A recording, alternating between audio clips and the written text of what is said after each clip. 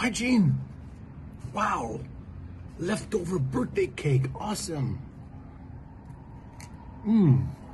Oh, good. You want some? I'll get you a new fork. Bonk. This one's yours? Okay. Here you go. I'm also thirsty. You thirsty too? Okay. Bonk.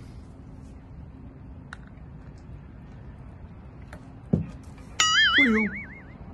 Cheers!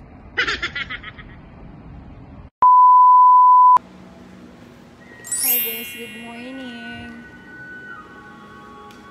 Oh my God, nandito na ako. Janet!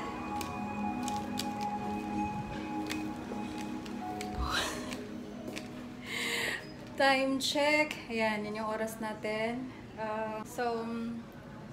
Guys, meron akong ikukwento sa inyo. Hindi ko alam kung matatawa kayo, maiinis, ikakahiya nyo ba ako, maaawa, or whatever. Itong vlog na to, hindi ko alam talaga. Basta ako, natatawa ako sa katangahan ko. Anyway, so, today's Monday.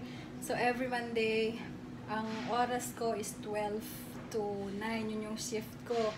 So, maaga talaga akong pumunta kasi every Monday, meron akong 10 o'clock na client or pasyente. So, pinupuntahan ko talaga sila. Dati kasi 10 o'clock talaga yung pasok ko, pero ngayon kasi nag-change na kami ng schedule. So, ngayon, pinuntahan ko talaga sila. Dalawa kasi sila magkapatid. So, maaga akong pumunta. Kasi nga, request yun. Ni-request nila ako na ako mismo ang gagawa sa kanila. So, ayun na nga guys. Dahil nga, on my way, nag-cancel yung client ko. So, sad, but it's okay. Kaya sabi ko, okay na lang din kasi may time akong ikwento ang nangyari ngayong araw na to while I'm on my way here to work.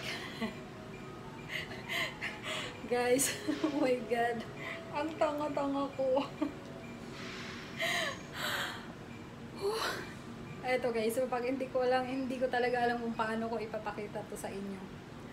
Hahanap tayo ng magandang pwesto ng camera, ha? Wait lang. Alright guys, ipapakita ko sa inyo. So, chill lang muna kayo, ha? Kasi ako hanggang ngayon natatawa pa rin talaga ako sa pinagagawa ko ngayong araw na to. So, ito yung suot ko. Ayan. It's a skirt, short. Meron siyang tas skirt. So, ito na. This is the moment. Tingnan nyo naman.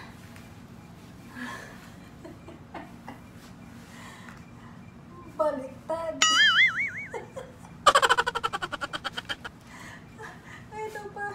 Oh my God, andito yung bulsa. Tingnan nyo naman, guys.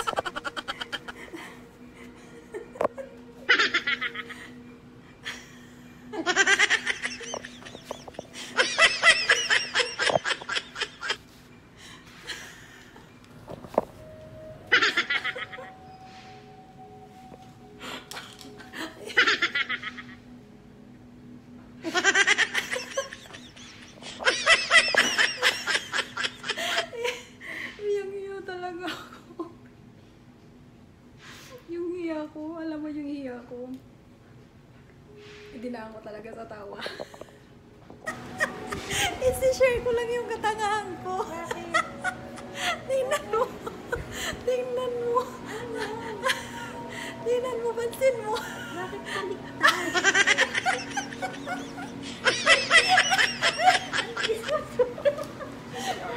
Ay, ma'am.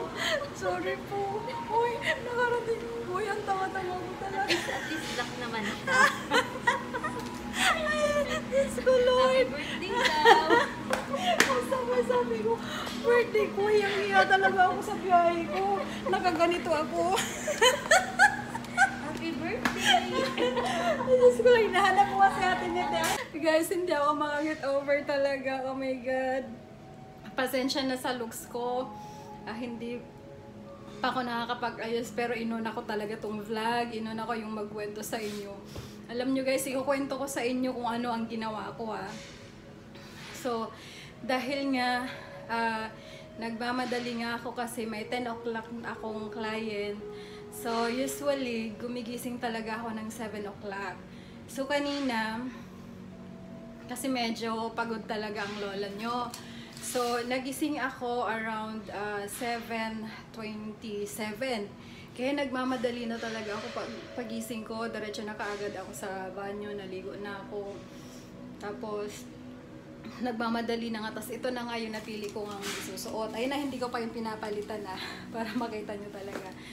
Tapos, ayun na nga, oh my God, nung nakasakay na ako ng tricycle lahat. So, from my house, nagta-tricycle ako to highway. Doon sa bayan kasi may mga bus na doon, may mga UV, may mga jeep. So, naka-tricycle na ako na hindi ko nare-realize na ganito siya. So, nung bumaba na ako sa highway, sa bayan, nag-aabang na ako ng bus. Ayun nga, kasi ang tagal talaga ng bus. This time kasi Monday, siguro nga Monday. So, ang tagal ng bus, around mga 20 minutes na ako nag-aantay. So, nagsiselfone lang ako, ganyan-ganyan. Tapos, sabi ko, may nakita na ako na bus na paparating. Turn off ko na yung phone ko. Tapos, nilalagay ko na siya sa bulsa, dito sa pocket ko. Hindi ko na siya hindi ko na makapa yung pocket ko. Sabi ko, ba't ganun? Kaya bigla akong napasilip. And then, ayun na nga. Nakita ko na nga yung pocket ko. Tapos, tumingin ako ulit dito sa kabila. Ito, pag ganun kagad ako sa mga katabi, mga pasahero, kasi waiting din sila. Hala, alam niyo ba ang ginawa ko? Ganito ang ginawa ko. Ayan, kukwento ko sa inyo.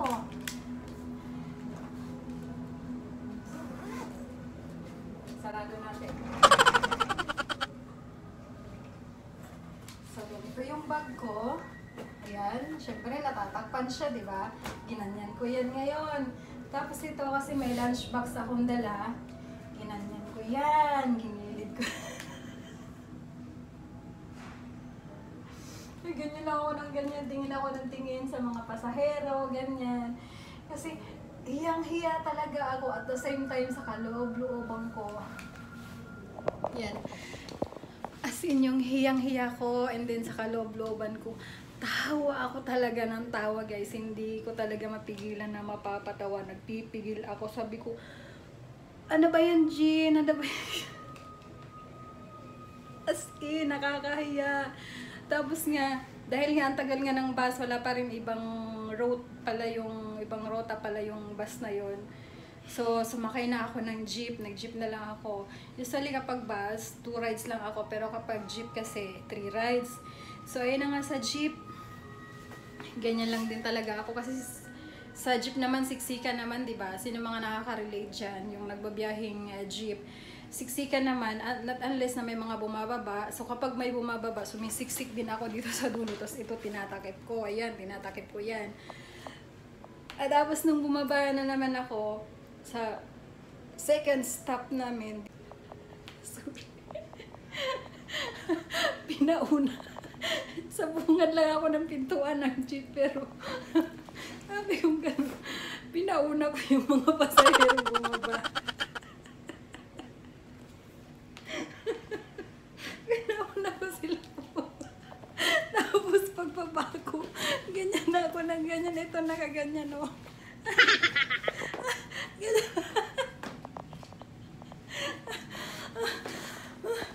Tapos, nung bumaba na ako, nakaganyan ako, no? O, di ba, nakaganyan ako. Yan. Ganyan. Lalakad na ako niyan. Tapos ito, nakaganyan yan. Naglalakad ako, nakatakip. O, di ba, hindi na gaanong kita. Hindi na siya masyadong halata. Ganyan. Tapos, nung naglalakad na ako, kasi waiting na naman ako ulit ng another ride. It's either jeepney, bus na papuntang Marikina na, SM Marikina. So yun, habang naglalakad, kinuha ko na to sa bag ko. Kasi naisip ko, ay meron pala akong dala. So kinuha ko na to sa bag ko. Yun na yung itinakip ko dito sa likuran ko habang naglalakad ako. Hanggang sa dumating na ako dito. Tapos yun nga nung kwento ko na dito sa mga kasama ko. Tawa na sila ng tawa. Oh my God. Guys, as in, what an experience today.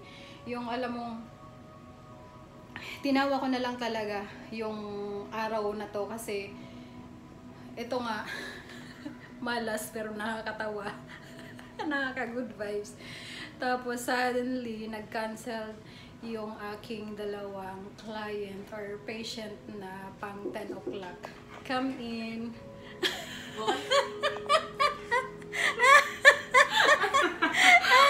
Ayan, isa yan sa mga tumawa sa akin. Humagalpak ng tawa yan. Bibisitahin kita kasi tatanungin ko kung okay na. Hindi pa okay ko na kwento ko baka sa kanila. Sabi ko, guys, nakaka-proud talaga yung katangahan ko. Oy, ganito yung lakad ko. Ayan o, ganito. Oy, papakita natin yan. Ganito yung lakad ko. O, ganyan yan. O, ayun yan. Parang ang bigat ng pipit ko. Tapos may dalawa ako nakikita ng dalawang babae doon. Parang nagtatawanan, sabi ko, ala, ako ba yung pinagtatawanan ng mga to? Kaya grabe yung takip ko talaga. Ay, Diyos ko, first time nangyari sa buhay ko to. Pinakasan kita kasi tinitignan ko kung okay na yung palda mo. Hindi, kwento ko pa, kailangan ko kwento. Pero pag ganyan ba, halata? Oo, ate. Tingnan niyo naman guys, oh. Halata siya talaga, oh. Kaya todo ang takip ko talaga. Kasi ito iba eh. Mamaya ate Jean, may gumaganyan na sa likod.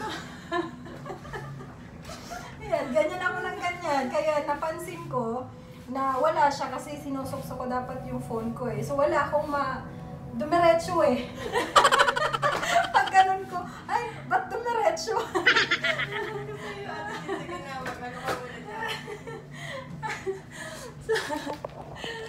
So, ayun lang guys. Napakwento lang talaga ako kasi since may time pa naman, 12 pa yung aking pasok. Kasi nga, yun nga, like I said, nag-cancel ang aking dalawang pasyente. So, ayun. Kaya may time ako magkwento. So anyways, thank you so much for watching and see you all on my next vlog. Bye, see ya! Nag-vlog ka na. Pakita ako sa inyo. Halika doon, Katinet. Sige. What's that? Tingnan nyo. Wala, balik ka. Nagbiyahe akong ganito. Tingnan nyo. Ay, grabe, nakakahiya ang experience ko talaga.